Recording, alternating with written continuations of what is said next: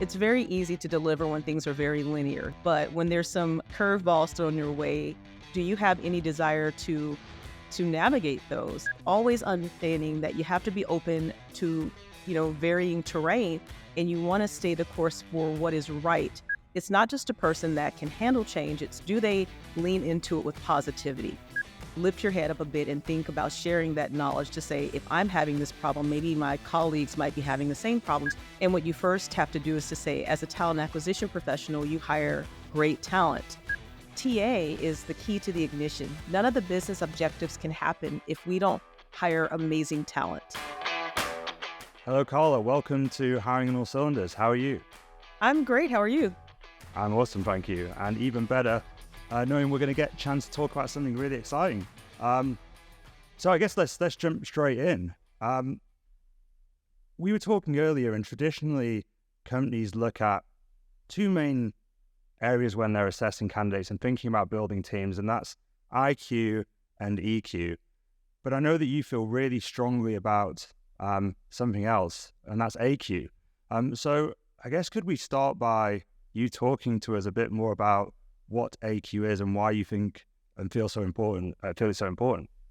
Yeah, thank you for the question. AQ, to put it simply, is really adaptability quotient.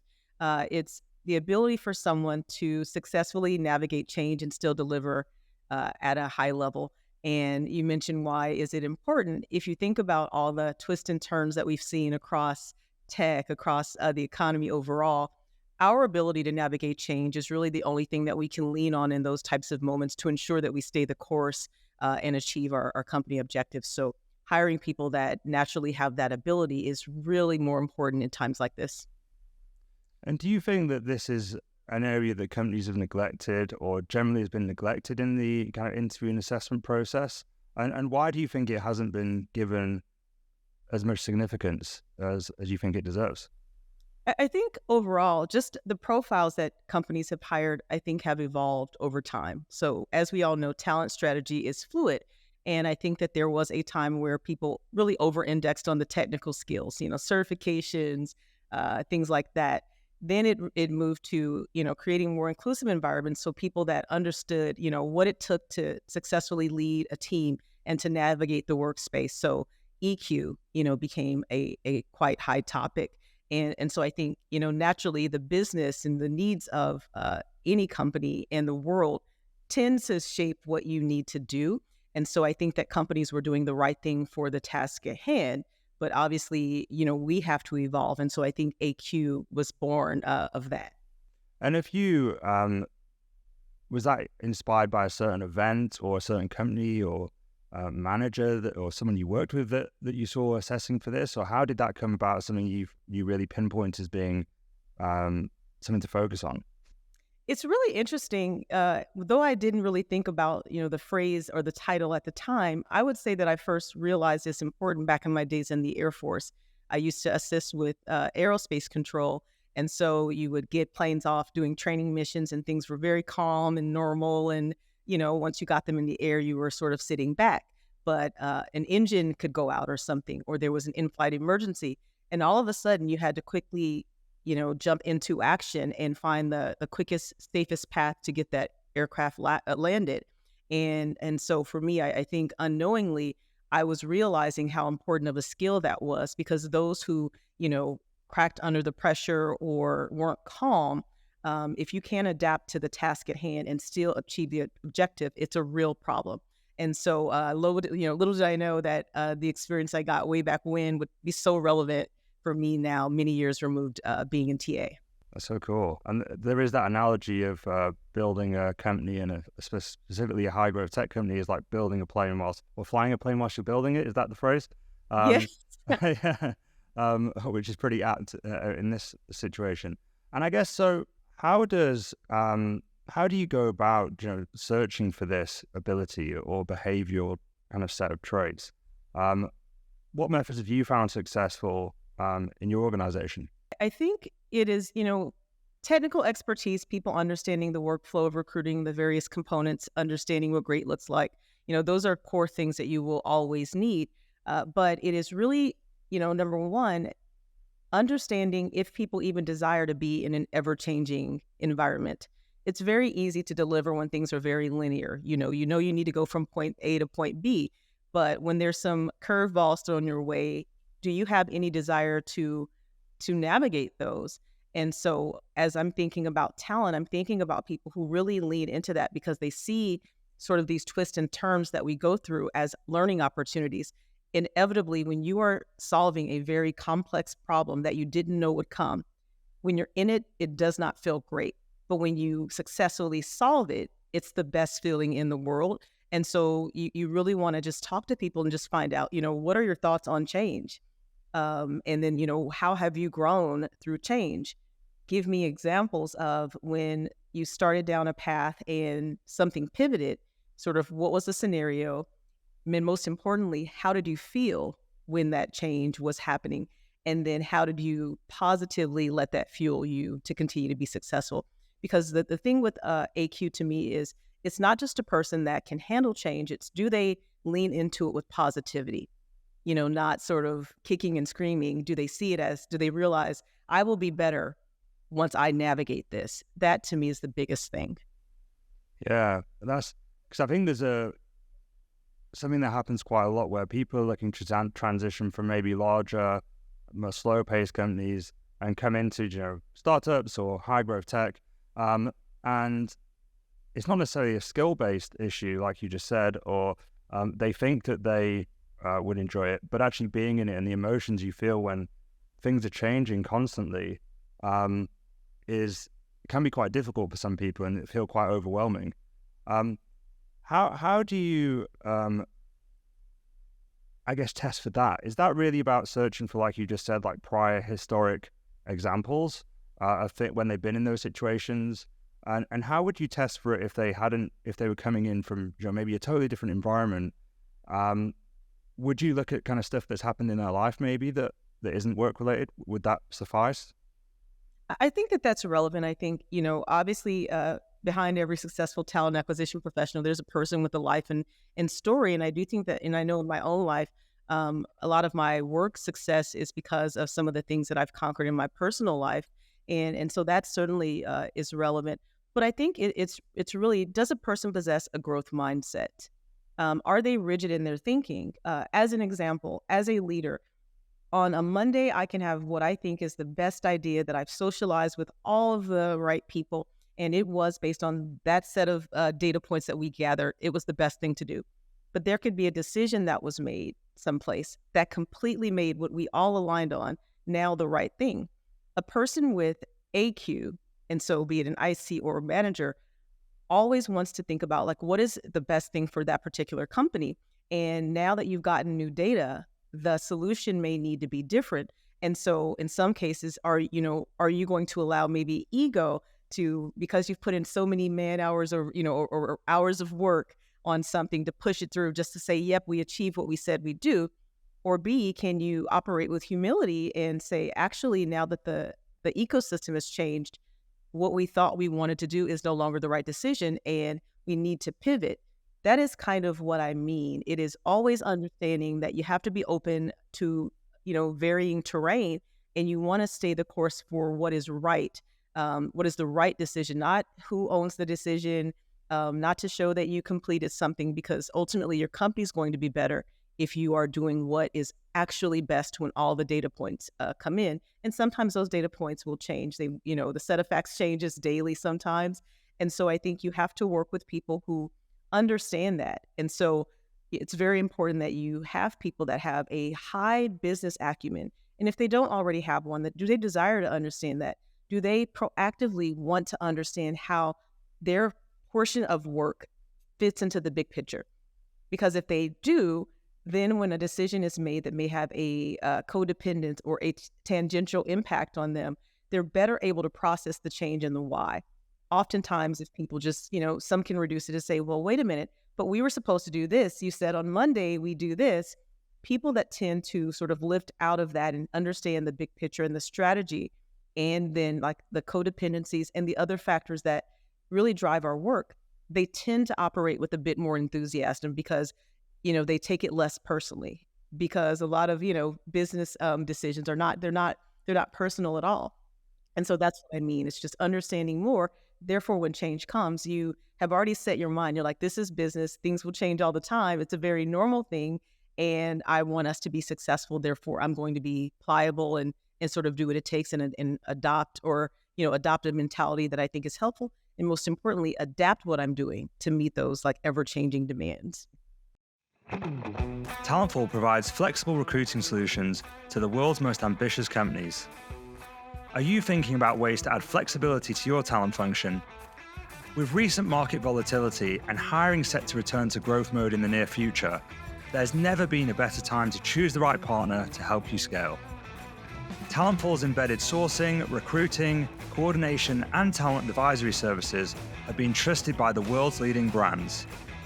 Companies such as Atlassian, Microsoft, Expedia, Pinterest, Waymo, and more. Whether you're hiring across engineering, go-to-market, or G&A, Talentful has got you covered. To find out how Talentful can help you, visit talentful.com. We talked a little bit about how you assess for these for maybe more incoming members of staff and team members. If you have an existing team that you feel maybe isn't modeling these behaviors very well at the moment and is maybe getting hung up on the idea rather than the business outcome, do you think these behaviors are kind of moldable and able to shape them within your team via training or setting an example as a leader, and all the things that leaders can do to kind of encourage that internally with existing team members? Yeah, I absolutely think that it's something that is teachable, and I've personally done that. And I think the first thing that you have to do as a leader is to break down silos across your team, is to develop a one-team mentality. And what does that mean? It means that if you're solving a problem for yourself, right, lift your head up a bit and think about sharing that knowledge to say, if I'm having this problem, maybe my colleagues might be having the same problem. So let me share A, the problem, and B, what that solution was. So that would be, number one. The second piece is to paint the picture for the value of being a fungible resource across a company. So as an example, sometimes in TA, people can say, I only do, non-tech talent acquisition, or I do tech talent acquisition. And what you first have to do is to say, as a talent acquisition professional, you hire great talent. And based on the needs of the business, it could mean that it's tech or it could mean that it's non-tech. And you have to be open, for that. And so now you've built a culture where everybody understands it's one team who needs to be fungible. And then you overlay it with, and now let's be adaptable. And that's where we can apply what we've learned. But, everybody wants to grow in their careers. And so as leaders, we have to outline, the what's in it for me. How will you be better? And what I always say for talent acquisition professionals is that you want to add tools to your toolkit. And even if you don't need them in that moment, there will become a time where maybe you do. So as an example, if you're too much of an SME in a topic, and I'll just take legal, for example, if all you've ever hired is legal, and then you find yourself looking for a new role, and the company wants someone who can hire, I don't know, product managers, and you've never touched product, you've kind of done yourself a bit of a disservice. So you always want to collect a set of different tools so that they can shape you, because we never know in business what the needs are going to be. Every year when headcount comes, we don't know what it's going to be. So you want to diversify your skill set. And thinking more broadly, as you think about your own career in talent, you need to expose yourself to different types of hiring. Take a role like myself. There's very few roles where, you will become a VP and you only lead one type of hiring. You tend to need to understand many different pockets of hiring. And so getting that early exposure, it will help, but it'll also create opportunity for you. So that no matter what the business needs are, the ebbs and flows, if it's for finance, hiring 1 year sales, 1 year tech, you've built up a body of work and you've proven your ability to be someone who can plug and play and be successful, because you understand how to calibrate very quickly against different skill sets and then deliver. And that is the type of resource that any person would have. And it stemmed from just simply choosing to be adaptable versus saying, I only hire for X or Y, but being open to it. And I don't know about anyone else, but I would always rather have more skills than I need at any given time. Absolutely. I kind of feel like the specialism stems from like staffing firms where I think there maybe it does make sense to have more of a specialism because you're building your pool of candidates and you're known for this very specific thing. But I absolutely agree with you that once you move into an in-house role, you're becoming more of a business partner and having a wider understanding of the organization, how business works, the different departments, analytics, data, the tech teams, non-tech teams, that's only going to benefit you and your career moving forwards. And I think it's really relevant at the moment because a lot of recruiters and people in TIA, I think, are thinking about how to build more defensible careers and skill sets, right? Especially with the volatility we've seen over the last couple of years, talks that AI is going to replace, a lot of the work that recruiters traditionally do. So I absolutely feel like what you're saying has a huge benefit to the individual as well as the business. Because, in times like this, when companies maybe are more constrained for resource and budget, it makes sense that they're going to, hire someone who can do more and have more reach across the organization. I guess, have you gone through a process of kind of encouraging your team to look at those different options and see how valuable that different experience could be for them? And if so, kind of how have you seen that change within your team and the benefits that it's brought to your team? Yeah, I think it is directly something that I've done in just about every role that I've had, and I do it now currently and have done so currently in my team. And I'll give you an example. There are some people who may have a specialization of sourcing and they love to source, and they either never had been given an opportunity to, go full life cycle, but giving them the opportunity and showing them the benefit of knowing how. It's like, it's not that, we're going to say that you can't just source, but we want to build your skills so that you are able to go full life cycle, because sometimes if it's too fragmented out, and maybe there's a time where we have a robust supply of candidates and the quote unquote recruiters don't have the capacity, then what is that person to do? In this case, that will allow that person to directly, control that candidate experience from end to end. And they've now built a skill because, down the line, once they try it, they may actually love it, which is great. But B, they've built a skill that when a business pivot happens, they're now able to tap back into that. And so I've done that across just about every team that I have, because I want anybody on any team that I work with to have those foundational skills and to be in talent acquisition. It's not solely limited to just sort of sourcing and recruiting. It is also about analytics, stakeholder management, the ability to storytell, understanding effective communication, understanding change management, all of those different things. And so I want to enable my teams to develop those skills, whether they use them all the time or sometimes at least they have them. And I think that once you build the muscle, you find new things that motivate you, because you also break up some of the monotony in their day-to-day work. They're getting to do something different because, growth is not always linear, where you're just moving up the ranks. Sometimes you grow by broadening your existing skill set. And I know that members of my team, pretty much any team I've ever worked with, I think have become better talent acquisition professionals by doing that, but just taking on those other things that make them better. So, as an example, some teams have the benefit of having a dedicated data analyst. And so they might, overly rely upon the analyst to compile data for them. But those who are growth mindset and at least understand how to do it themselves, guess what? If ever there's a time where you don't have an analyst, you can still be successful, and your success is not reliant on someone else's ability to get data for you. So those are some of the early things that I've been able to instill within my teams. And what I found more times than not, when they get exposure into the thing that they were maybe scared of, they find a lot of joy in it. And then as they get better, they're excited to see how they're progressing in sort of building this new skill. And some people, may say, I want to be a data analyst now, as an example. Yeah, I was just going to say that. Have you noticed people actually, once they pick up a new skill, it actually opens up a new career path for them? But it sounds like yes. And I guess, obviously, we've been talking about how to encourage this in teams, how to assess for team members.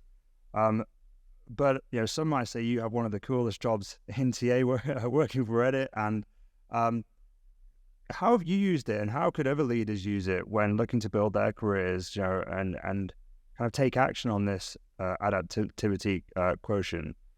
Um, are there anything that you feel has been really successful in kind of harnessing this in your own career and development? So the adaptability piece, Yeah. I would just say I think to me, what it does is it further enables a leader to know how successful his or her or their team can actually be, no matter what comes their way sometimes.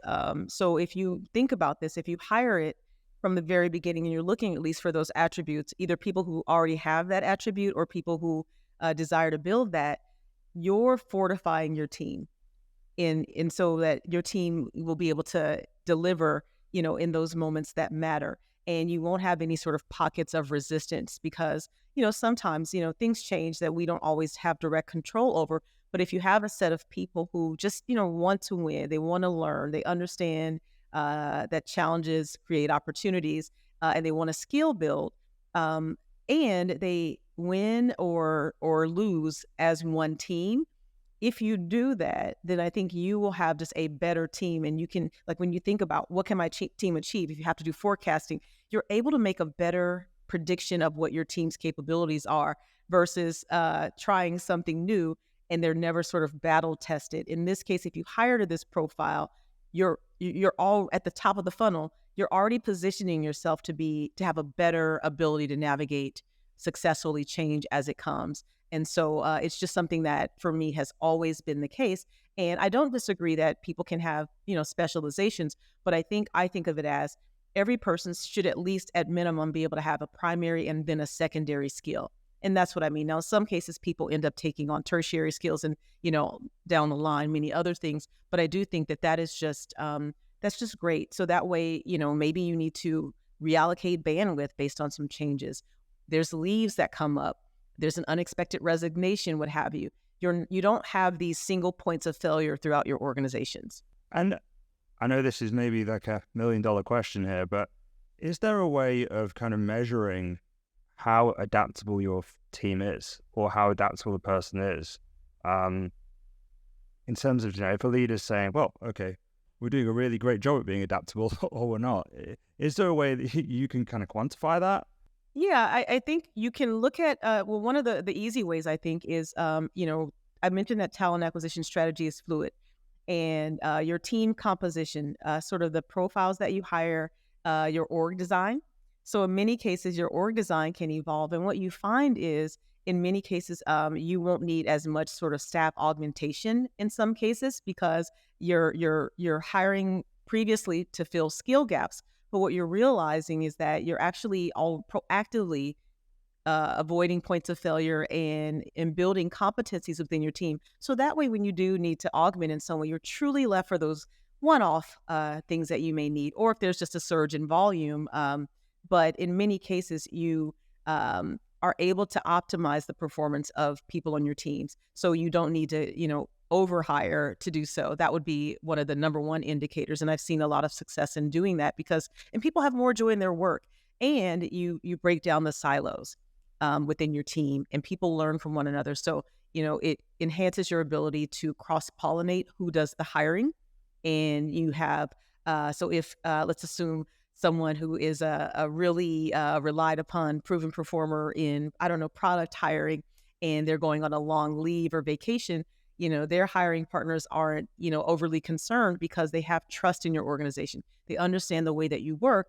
And it is a matter of just, which person will do the work. But there's not a concern anymore because, this one person, was the SME. They understand that you have skill built within your teams and that there's a whole village of people that can help with their needs. So those are indicators. The trust factor with your hiring partners goes way up. And I think within your teams, the trust goes. And it has another element of success, meaning a lot of times people are so committed to do the work that they're worried about something dropping if they take a vacation. And so in this case, I think it enables people to be more comfortable being out of the office because they know that their team members have their back. That's awesome. Yeah, I totally agree with that. And I think that it would definitely, when I was hands-on recruiting, I always used to relish the opportunity to do something new because, like you said, it's a break. if you're doing, you're recruiting for Java engineers, that can be a grind sometimes. Sourcing similar profiles, very low response rates typically. And sometimes when you can pivot to, maybe some sales hiring, which is a bit more high volume, it's a different challenge, it's a different feeling.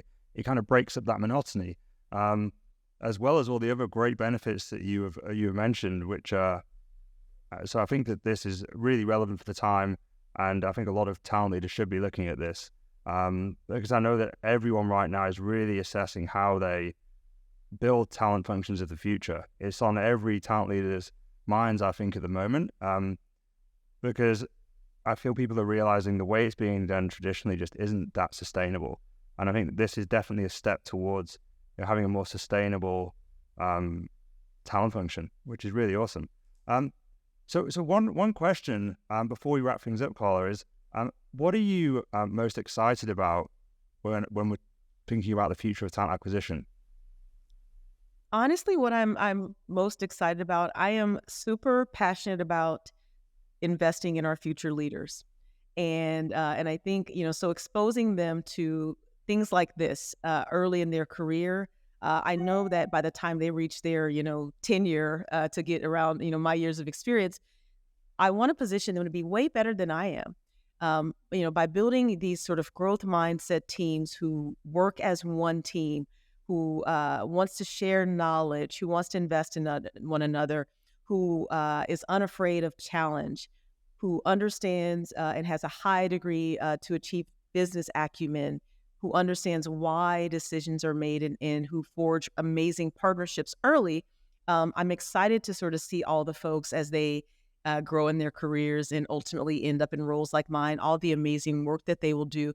And the number one thing that I ask of them is just to see them begin to pay it forward too.